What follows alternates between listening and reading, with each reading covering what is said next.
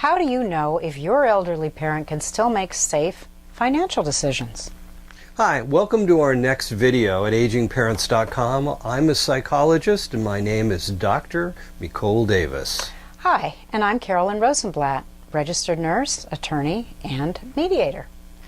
We're here to speak with you today about understanding aging parents' ability to make financial decisions.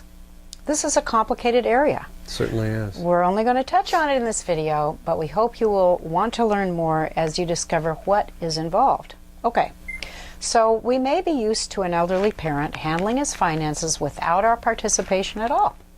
Maybe Dad always earned the money and he paid the bills. Or maybe it was Mom who did that. In any case, parents normally manage their own finances without their adult children until something goes wrong. The kinds of things that go wrong may be that your aging parent is forgetful or not able to remember to pay their bills.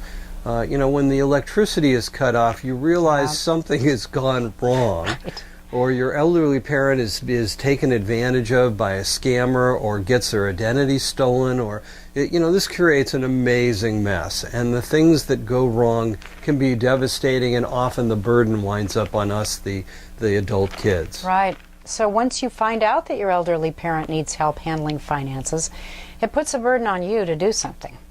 That can be really hard if your parent resists. Lots of elderly parents who have a problem with handling money matters don't realize they're impaired, or they're fearful of losing their independence, and they try to hide it from others. So how do you know if your aging parent is losing the capacity for safe financial decisions? There are some ways to find this out. And this is very critical. We can use testing. Psychologists do psychological testing to get a pretty good idea about things that are going on in an aging parent's brain. We can't see those things with our eyes, and we can't find them out sometimes by just talking to the person. They're subtle, and they're sometimes hidden. So the testing allows us to find out how the person compares with other people their age and education in things like memory or abstract thinking. A lot of research has gone into this area of understanding what we call financial capacity. The research tells us that it has 8 different separate parts to it, and we're not going to go into all those things right now, but I can give you one example of the kind of question that you can ask that will try to query part of the area of domain that we're talking about. You might want to ask your parent to tell you what a mortgage is and to tell you the difference between principal and interest. And if your parent is unable to answer that basic question, I'd be worried. Yes, I would too. Their financial capacity may be impaired, and there may be a lot more questions that someone can ask about other areas that we can go into, but for right now, that's a really good starter. If you're concerned about the financial ability of your aging parent, it's very important to get them to a doctor to have them checked.